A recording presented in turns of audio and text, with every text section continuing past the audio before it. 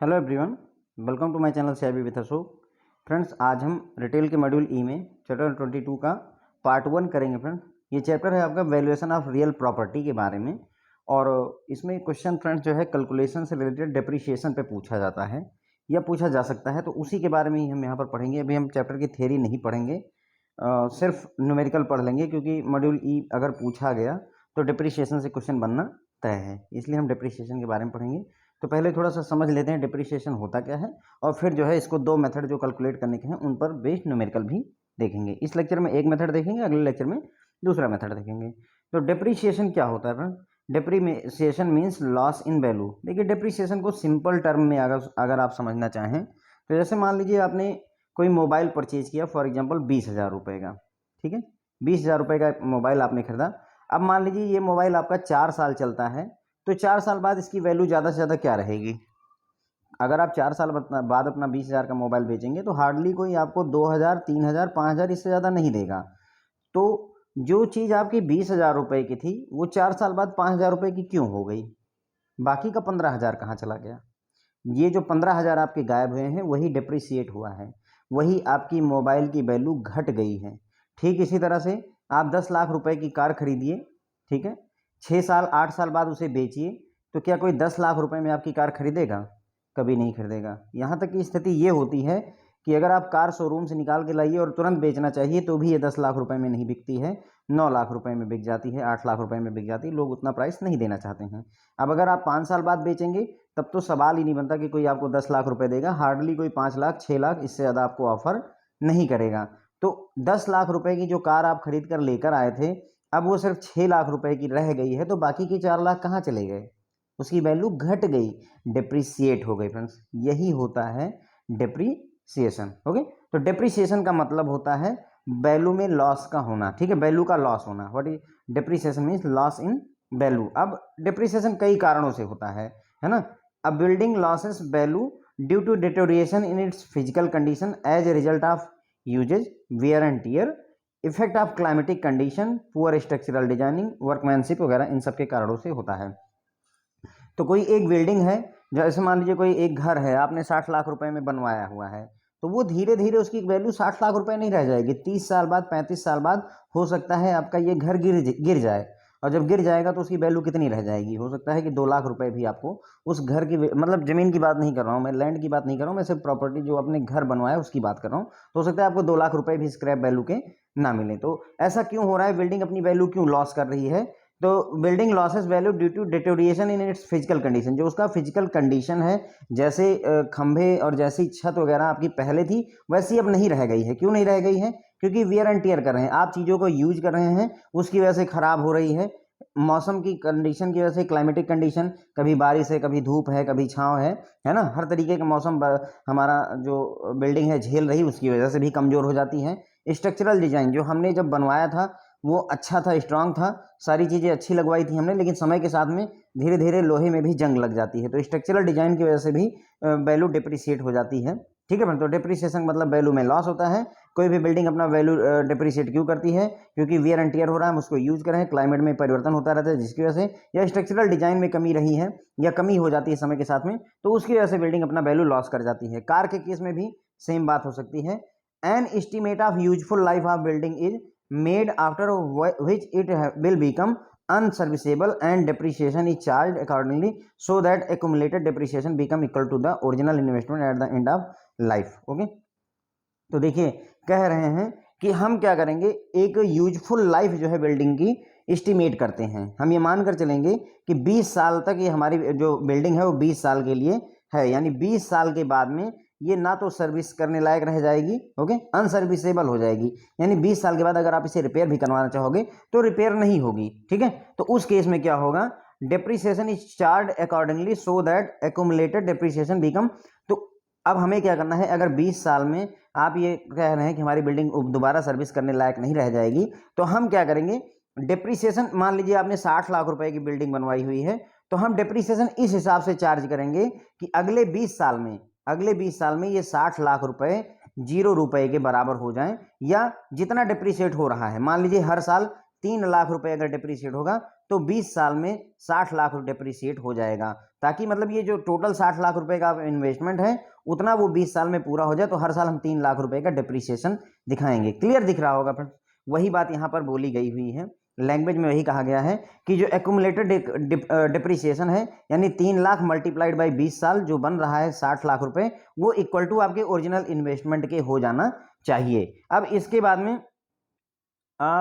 Building also loses value due to obsolescence, obsolescence की वजह से भी जो बिल्डिंग है वो अपनी वैल्यू को लॉस कर जाती है, पुरानी हो जाती है, जिसकी वजह से भी जो है वो या पुरानी हो जाती है या फिर जो चलन में नहीं रह जाती, मतलब कहते हैं जो फैशन में अभी नहीं रह गया है, जो कपड़े पहले फैशन में होते थे वो अब नहीं रह गए हैं, इसकी वजह से बिल्डिंग भी जो है अपनी वैल्यू लूज कर जाती है। यानी कि जो पहले के डिजाइन के घर हैं, अगर हम पहले के ज़माने के घर देखें तो उनको आप उतना अब पैसा नहीं देना पसंद करें जितना नए ट्रेंड के जो घर बन रहे हैं उनके लिए आप पैसा देना चाहेंगे, है ना। There is a continual improvement in construction technology and architecture, है ना, तो लगातार इंप्रूवमेंट हो रहा है कंस्ट्रक्शन टेक्नोलॉजी में भी, आर्किटेक्चरल डिजाइन में भी। And new building provides more comfortable living, और होता क्या है जो नई बिल्डिंगें होती हैं वो ज़्यादा कंफर्टेबल लिविंग आपको प्रोवाइड करती हैं, जैसे वो बेटर सुविधाएं देती हैं, एमिनिटीज़ देती हैं आपको। अब जो नए घर बन रहे हैं वहाँ आपको मॉड्यूलर किचन मिल जाता है, अच्छे वॉश बेसिन मिलते हैं, आपको गीजर मिलते हैं जहां पर आप हॉट वाटर कोल्ड वाटर वगैरह लिख सकते हैं, लिफ्ट का कॉन्सेप्ट लेकर के आए हैं, वेंटिलेशन का इंतजाम अच्छा किया जा सकता है। तो इन सभी वजहों से होता क्या है कि जो आपकी पुरानी बिल्डिंग है जो आज से 30 साल पहले आपने जिस कॉन्सेप्ट से बनवाई हुई थी वो अब ऑब्सोलेंस में जा चुकी है, पुरानी हो चुकी है, इसकी वजह से भी उसकी वैल्यू लॉस हो जाती है, यानी उसकी वैल्यू डिप्रिसिएट हो गई। अब मार्केट में अगर आपने 60 लाख रुपए में 30 साल पहले जो घर बनवाया था उस घर की कीमत अब आपको ज़्यादा नहीं मिलेगी। क्यों? क्योंकि जो वो पुराना डिजाइन हो गया है, लोगों को वो डिजाइन पसंद नहीं आ रहा है। Okay, there are several method to calculate the depreciation, depreciation calculate करने में बहुत सारे मेथड है, लेकिन हम दो मेथड की यहाँ पर बात करेंगे, स्ट्रेट लाइन मेथड SLM और रिटन डाउन मेथड WDV, है ना, रिटन डाउन मेथड। ये दो मेथड होते हैं जिनके बारे में हमें यहाँ पर बात करनी है। तो क्लियर हो गया फ्रेंड, डिप्रिसिएशन का मतलब आपको समझ में आ गया है। डिप्रिसिएशन का मतलब लॉस इन वैल्यू होता है। कोई भी बिल्डिंग अपनी वैल्यू क्यों लॉस करती है? आपकी कार की वैल्यू क्यों घट गई, 10 लाख से 6 लाख क्यों हो गई? क्योंकि चला रहे हैं, उसके टायर घिस रहे हैं, उसका इंजन घिस रहा है, हर चीज़ जो है धीरे धीरे खर्च हो रही है, पुरानी हो रही है, जंग लग रही है, ये सारी चीज़ों की वजह से, धूप और बरसात, है ना, ठंडी, सारे मौसम झेल रही है, जिसकी वजह से वो कमज़ोर होती जा रही है। पुअर स्ट्रक्चरल डिजाइन की वजह से भी आपकी बिल्डिंग हो या आपकी कार हो, वो सभी कमज़ोर पड़ते जाते हैं, जिसकी वजह से उनकी वैल्यू घट जाती है। अब हम क्या करते हैं, एक यूजफुल लाइफ जो है अपनी बिल्डिंग की वो करते हैं। जैसे कार की लाइफ जो है सरकार के हिसाब से 15 साल होती है। ये माना जाता है कि 15 साल में जो आपकी कार होगी उसको वो मतलब ख़त्म हो चुकी होगी 15 साल, इसीलिए लाइसेंस जो मिलता है वो 15 साल के लिए मिलता है। 15 साल के बाद में वो लाइसेंस ख़त्म हो जाता है। यानी सरकार ने ये मान लिया है कि जो यूजफुल लाइफ है किसी कार की वो 15 ईयर है। अब अगर आपने मान लीजिए 15 लाख रुपए की कार खरीदी हुई है और 15 साल में उसको जो है जीरो वैल्यू करनी है, तो हर साल 1 लाख रुपए उसकी वैल्यू डिप्रिसिएट करते हुए चले जाइए। 15 साल में 15 लाख रुपए ख़त्म होकर के आपकी कार की वैल्यू जीरो हो जाती है। ठीक है, उसके बाद में जो कोई बिल्डिंग है या कोई कार है वो ऑब्सोलेंस की वजह से भी अपनी वैल्यू लॉस करती है। अगर आपकी कोई कार है जो पुराने हिसाब की है, जैसे मान लीजिए मारुति सुजुकी 800 बहुत पहले आती थी, है ना, वो काफ़ी चलती थी कार, लेकिन अभी करंट टाइम पे मारुति सुजुकी 800 की वो मार्केट वैल्यू रह नहीं गई है फ्रेंड्स। ओके, ठीक है, तो धीरे धीरे कंट्री मतलब इंप्रूवमेंट हो रहा है, नए नए तरीके की कार मार्केट में आ रही हैं, नया नया डिजाइन आ रहा है, नई नई सुविधाएं हैं। अब आगे की तरफ भी कैमरा लगा होता है, पीछे की तरफ भी कैमरा लगा होता है, आपको सेंसर, मोशन डिटेक्शन, और उसके बाद में जो आपके एयरबैग्स वगैरह हैं, काफ़ी सारी सुविधाएं दी गई हैं। अब इस वजह से क्या होगा कि आप पुरानी वाली जो कार है उसको उतनी वैल्यू नहीं दे पाएंगे। घर के लिए भी बात है, कार के लिए भी बात है, सारी चीज़ों के लिए सेम ही बात है डिप्रिसिएशन में। तो बहुत सारे मेथड है फ्रेंड जो है डिप्रिसिएशन कैलकुलेट करने के, लेकिन हमें दो के बारे में ही डिस्कस करना है। एक तो स्ट्रेट लाइन मेथड जिसके बारे में हम इस लेक्चर में पढ़ेंगे, और दूसरा रिटन डाउन मेथड जिसके बारे में हम अगले लेक्चर में पढ़ने वाले हैं। तो स्ट्रेट लाइन मेथड के बारे में समझते हैं। In this method, the depreciation is allocated uniformly over the life of property and is generally adopted for tax purpose and preparing financial statement. तो इसमें क्या होता है कि जो डिप्रिसिएशन होता है वो यूनिफॉर्मली एलोकेट किया जाता है। जैसे अगर कोई आपके पास में कोई चीज़ है जो 1 लाख रुपए की है और आप ये मान कर चलते हो कि उसकी डिप्रिसिएशन हर साल 25,000 रुपये का होगा, तो हर साल 25,000 रुपये का ही डिप्रिसिएशन होता है। इसीलिए इसे स्ट्रेट लाइन मेथड भी कहते हैं, क्योंकि एकदम सीधी रेखा में ये चलता है। अभी हम आगे आपको दिखाएंगे भी इस चीज़ को, ठीक है। और एनुअल जो डिप्रिसिएशन होता है उसको कैलकुलेट किया जाता है। डिप्रिसिएशन इक्वल टू होता है ओरिजिनल कास्ट कितनी है आपकी कार की, आपके घर की, माइनस एस होता है आपका साल्वेज वैल्यू इसे कहते हैं फ्रेंड्स, या स्क्रैप वैल्यू कहते हैं, डिवाइडेड बाई एन कितने साल के लिए आपकी घर या गाड़ी यूजफुल है, ठीक है। तो देखिए डी एनुअल डिप्रिसिएशन होता है, सी ओरिजिनल कास्ट होती है, एस जो होती है फ्रेंड्स साल्वेज वैल्यू होती है। साल्वेज वैल्यू स्क्रैप वैल्यू है ना, कहिए यानी भंगार या वो कबाड़ी वाला जो बोलते हैं। एस मतलब साल्वेज वैल्यू, कबाड़ी वाले को अगर आप देते हैं अपनी कार को तो कितना रुपए वो देगा उसे ही एस वैल्यू कहते हैं। यानी अगर मान लीजिए आपने 6 लाख रुपए की कार खरीदी है और 15 साल बाद यदि आप उसको कबाड़ी वाले को देते हैं और वो मान लीजिए आपको 40,000 रुपये दे देता है, तो ये जो 40,000 रुपये उसने आपको दिए वही उसकी साल्वेज वैल्यू स्क्रैप वैल्यू कहलाती है। यानी कि जो आपका एसेट है वो मरते मरते भी आपको 40,000 रुपये जो कमवा जा रहा है फ्रेंड्स उसे ही साल्वेज वैल्यू कह देंगे। क्लियर हो गया ये बात। एन कितने साल के लिए आपकी बिल्डिंग जो है सर्वाइव करेगी, कितने साल के लिए आपकी कार सर्वाइव करेगी, वो एन होता है। तो फार्मूला क्लियर हो गया। एनुअल डिप्रिसिएशन इक्वल टू होता है ओरिजिनल कास्ट कितनी है, स्क्रैप में उसकी वैल्यू हमें कितनी मिलेगी या साल्वेज वैल्यू कितनी मिलेगी, डिवाइडेड बाई कितने साल के लिए आपकी जो एसेट है वो सर्वाइव करेगी या उसकी यूजफुल लाइफ आप कितनी मान करके चलते हैं। ये स्ट्रेट लाइन मेथड होता है। तो यहाँ साल्वेज वैल्यू आप समझ लीजिएगा, स्क्रैप वैल्यू जब आप उसे कबाड़ी वाले को या भंगार में बेचते हैं तो वही कितना वैल्यू मिल सकती है वो होता है साल्वेज वैल्यू। एनुअल डिप्रिसिएशन को डी से या एडी से रिप्रेजेंट कर सकते हैं, सी ओरिजिनल कास्ट होती है। क्लियर हो गया स्ट्रेट लाइन मेथड को। अब यहाँ पर एक एग्जांपल देखिए स्ट्रेट लाइन मेथड में, देखिए ये यहाँ पर समझिए, एक एसेट है जिसकी कास्ट 1 लाख रुपए है, डिप्रिसिएशन का रेट हमने 20% माना हुआ है। तो अब क्या होगा, 1 लाख रुपए की आपकी कोई चीज़ है, ठीक है, उसमें डिप्रिसिएशन का रेट 20% है। तो अब क्या होगा, 1 लाख रुपए का आपका एसेट है, मान लीजिए 1 लाख रुपए की आपकी बाइक है, अब उसमें 20% डिप्रिसिएट हो रहा है हर साल। तो 20% डिप्रिसिएट होगा तो 1 लाख रुपए का 20% हो जाएगा 20,000 रुपये, और यही 20% ही डिप्रिसिएट होता रहेगा। ध्यान दीजिएगा, जितना ओरिजिनल कॉस्ट थी उसी का ही 20% हमेशा चलेगा फ्रेंड, ध्यान रखिएगा। तो अगर 1 लाख रुपए हमारे एसेट की वैल्यू है तो उसका 20% अगर आपने निकाला तो पता चला कि 20,000 रुपये निकल करके आया, तो हर साल इसकी वैल्यू 20,000 रुपये डिप्रिसिएट करेगी। इसीलिए देखिए यहाँ पर हर साल 20,000 रुपये डिप्रिसिएशन लिखा हुआ है। देखिए 1 लाख का आपका कार बाइक थी, 20,000 रुपये डिप्रिसिएट हुए, अब उसकी वैल्यू 1 साल बाद 80,000 रुपये बची, अगले साल फिर 20,000 रुपये डिप्रिसिएट हुए, फिर उसकी वैल्यू 60,000 रुपये बची, उसके अगले साल फिर 20,000 रुपये डिप्रिसिएट हुआ, अब वैल्यू बची केवल 40,000 रुपये आपकी बाइक की, चौथे साल फिर 20,000 रुपये डिप्रिसिएट हुआ, अब वैल्यू बची आपकी बाइक की केवल 20,000 रुपये, और उसके अगले साल फिर एक बार डिप्रिसिएट हुआ और इसकी पता चला साल्वेज वैल्यू या फाइनल वैल्यू जो है वो सिर्फ 0 रुपये बची, यानी उसे आप भंगार में भी नहीं दे सकते हैं। क्लियर हो जाती है ये बात। तो कास्ट ऑफ एसेट कितना है वो, और डिप्रिसिएशन रेट जो है जितना एसेट की कास्ट है। अब मान लीजिए इसी जगह पर एसेट का कास्ट मान लीजिए 20,000 रुपये दिया होता और ये डिप्रिसिएशन रेट 20% ही होता, तो 20,000 का 20% आप हो जाएगा 4,000 रुपये। तो हर साल हम 4,000 रुपये घटाते हुए चले जाएंगे, इसीलिए इसे स्ट्रेट लाइन मेथड कहते हैं। क्या कहते हैं, स्ट्रेट लाइन मेथड। देखिए 20,000 रुपये लीजिए, उसमें से 4,000 रुपये घटाते चले जाइए। ये पहले साल घटाएंगे तो 16,000 आएगा, उसके अगले साल फिर 4,000 रुपये घटा दीजिए, अब 12,000 रुपये का आएगा, उसके अगले साल फिर 4,000 रुपये घटा दीजिए, अब आ जाएगा आपका 8,000 रुपये, उसके अगले साल घटा दीजिए, फिर आ जाएगा 4,000 रुपये और अगले साल 0 हो जाएगा। तो मतलब ये होता है, इसीलिए स्ट्रेट लाइन मेथड कहते हैं। इसमें कुछ ज़्यादा आपको गणित नहीं लगानी है, जितना डिप्रिसिएशन हो रहा है हर साल उतना ही कांस्टेंट डिप्रिसिएशन होता रहेगा। जो डिप्रिसिएशन है, ये क्वेश्चन भी थ्योरी में पूछा जा सकता है कि स्ट्रेट लाइन मेथड में जो डिप्रिसिएशन होता है वो कांस्टेंट होता है या चेंज होता रहता है। तो ध्यान रखेंगे स्ट्रेट लाइन मेथड में जो आपका डिप्रिसिएशन रेट जो डिप्रिसिएशन होता है वो फिक्स रहता है, और इसीलिए ये स्ट्रेट लाइन में चल रहा है, इसीलिए इसे स्ट्रेट लाइन मेथड कहते हैं। Now it is clear I believe. Annual depreciation का जो हमने फार्मूला ऊपर देखा था, यहाँ पर आपको दिखाया था हमने, उसी चीज़ को हमने फिर से डिटेल में लिखा है। ये जो फार्मूला आपने देखा था उसी फार्मूले को हम यहाँ पर थोड़ा सा डिटेल में लिख रहे हैं।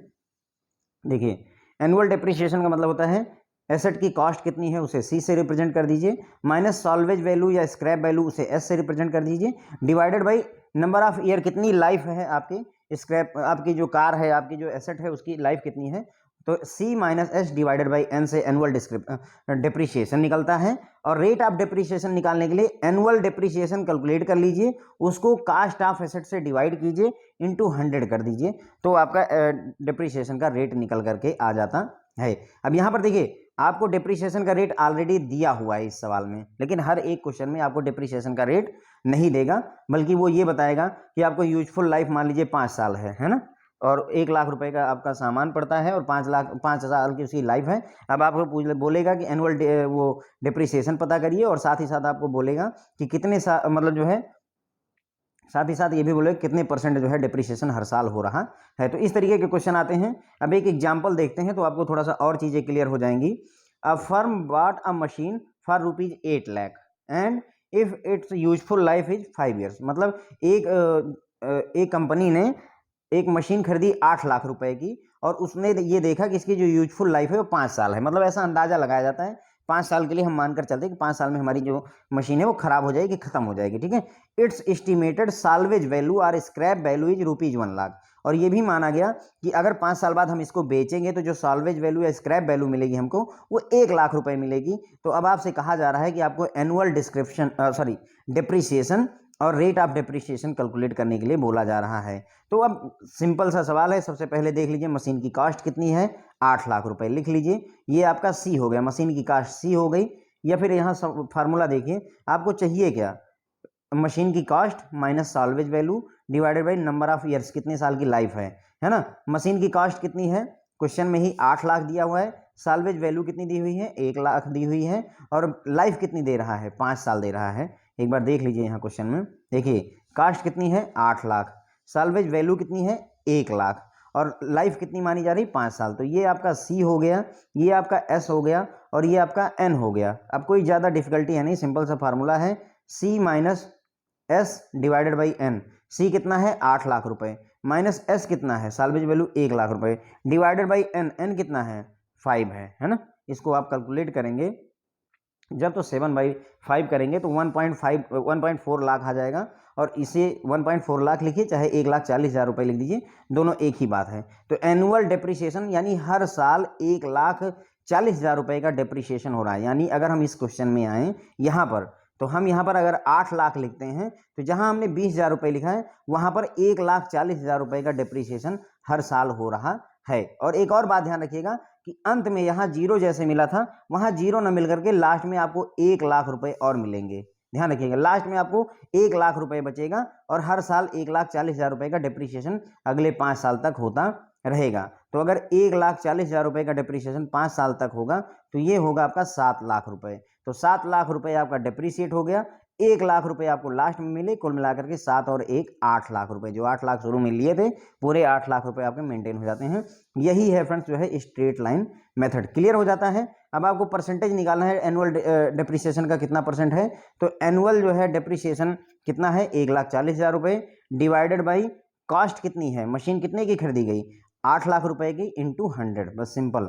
एनुअल डिप्रिसिएशन कितना है 1,40,000, मशीन कितने की खरीदी गई 8 लाख रुपए की, इंटू 100। अब कई बार मशीन जो आप खरीदेंगे वहां पर वो बोलेंगे ट्रांसपोर्टेशन चार्जेज भी लग रहा है, इंस्टॉलेशन चार्जेज भी लग रहा है, तो वो सारा मशीन के कास्ट में ही जोड़ लिया जाता है। ठीक है, जैसे मान लीजिए आपने एक टीवी खरीदी 20,000 रुपए की, या फ्रिज खरीदा 20,000 रुपए की, ट्रांसपोर्टेशन में मान लीजिए आपको 2,000 रुपए खर्चा हो गए, फिर इंस्टॉलेशन मान लीजिए आपको 3,000 रुपए खर्चा हो गए, तो जो आपका फ्रिज है वो कुल मिला करके आपको 25,000 रुपए का पड़ा, ना कि 20,000 रुपए का पड़ा। ठीक है, तो ये क्लियर सी बात है। अगला क्वेश्चन भी इसी बात पर ही बेस्ड है। तो 1,40,000 डिवाइडेड बाई 8 लाख इंटू 100, ये आ जाएगा 17.5%। तो हर साल कितना डिप्रिसिएशन हो रहा है 17.5% का डिप्रिसिएशन हर साल हो रहा है। क्लियर हो जाता है फ्रेंड्स। अब इसमें क्वेश्चन में कुछ ज़्यादा है नहीं, बस ये ध्यान रखिएगा मशीन की कॉस्ट जो है वो सी होती है, जो आपको स्क्रैप वैल्यू मिलती है वो एस होता है, और जो नंबर ऑफ ईयर जितनी लाइफ होती है वो एन होता है।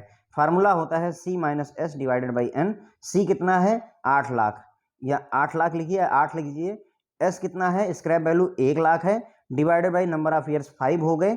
अब आप इसको 7/5 हो जाएगा, जब आप इसको डिवाइड करेंगे तो आपको मिलेगा 1.5। ये 1.5 का मतलब हुआ 1,40,000 रुपये एनुअल डिस्क्रिप्शन हो रहा है। यानी अगर हम यहाँ पर 8 लाख रुपए अगर लिखें तो स्ट्रेट लाइन मेथड के हिसाब से माइनस हर साल 1,40,000 रुपये हम डिडक्ट करते जाएंगे और धीरे धीरे करके लास्ट में 1,00,000 रुपये हमारा बचेगा 5 साल में, है ना, क्योंकि 5 साल ही लाइफ है। उसके अंदर रेट ऑफ डिप्रिसिएशन निकालना है, तो हर साल 1,40,000 रुपये घट रहा है और कुल मिलाकर के कितने का खरीदा था हमने, 8,00,000 रुपये का। 8,00,000 का खरीदा था, 1,40,000 रुपये घट रहा है, उसको 100 से मल्टीप्लाई कर दीजिए इस फार्मूले रख करके। 17.5% जो है डिप्रिसिएशन हो रहा है हर साल, है ना, 17.5% का डिप्रिसिएशन हर साल हो रहा है। अब एक क्वेश्चन और देखिए, दूसरा थोड़ा सा और क्लियर हो जाएगा।